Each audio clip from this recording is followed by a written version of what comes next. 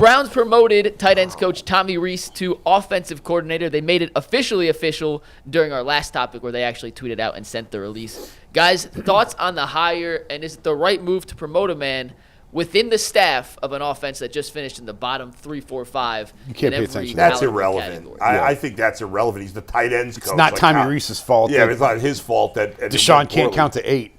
If anything, you'd blame the head coach, who you're keeping anyway. So what's the point of saying, well, it's bad because of the tight end coach? Tommy Rees is clearly highly thought of. I spoke to Mary Kay. I interviewed her this morning for my podcast, and she was saying that, she was made the point of, and she's right, North Carolina was talking to Tommy Rees for their head coaching job before Belichick. Yep. And that apparently, oh my God, I just forgot his name. The Patriots' new head coach. Vrabel, thank you. Wanted to hire Tommy Rees as his OC. So obviously they see something here. Plus, it signals to me that Kevin Stefanski's going back to calling plays. This was a big get to get Rees on staff last year. If you go back to last year, he's a hot name in coaching circles, both in college and the NFL. And say what you want about, I don't know if he's any good or not. We're going to find out. But I'm just telling you, there's a lot of people who are after this guy. And I said, just before the season was over, they need to fire Dorsey and promote Tommy Rees to be the OC. I said that on the show, because if they didn't promote him, they were going to lose him. He was going to get a job elsewhere, whether it's a head coach in college or on Vrabel's staff. I wondered if they may lose him anyway to Vrabel's staff because he'd have the opportunity to call plays there. And I agree with you, Bull. I think this is a signal that Kevin was going to call plays. I don't think they're going to give him that responsibility. He's still really young. Yeah, but wouldn't the Browns have to give him permission because it's not a promotion? Yeah, I mean he's got the choice. I would think it's his. Well, he's still under contract.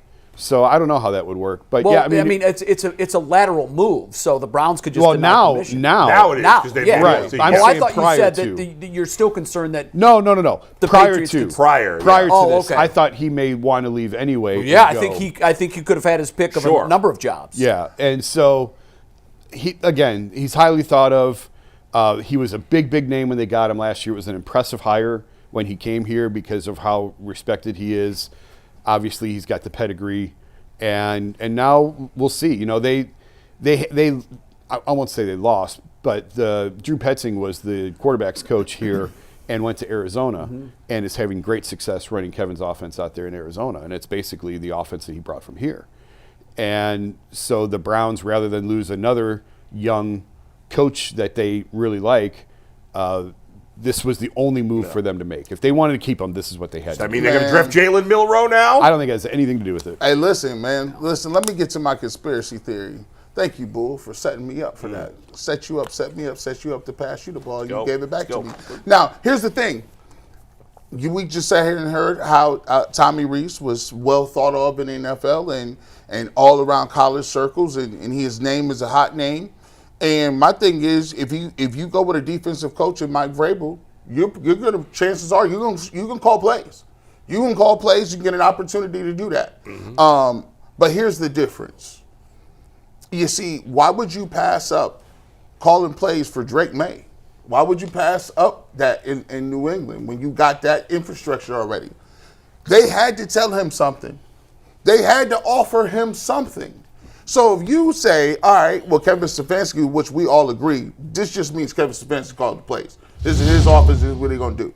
I think they go into the interview. Tommy Rees says, well, what's in it for me, man? I didn't go down here and call plays, do my thing. He said, you're not going to get the credit for it. You ain't going to get the credit for it this year. But what I do want you to do is I want you to work with this young quarterback because we drafting a quarterback. Yeah. And you might not get credit for it, but he's going to be under your tutelage. He's going to be under what you are trying to do. You're going to work on this. We're going to draft a bridge quarterback, but we're going to draft a quarterback, and we're going to do a high. And what you're going to do is you're going to have an opportunity to mold and shape this young dude. And you're going to be the guy that gets his confidence together, coaches him up, and then when he is ready to play, after next year, we will turn over the play calling to you, and now you two go off and run.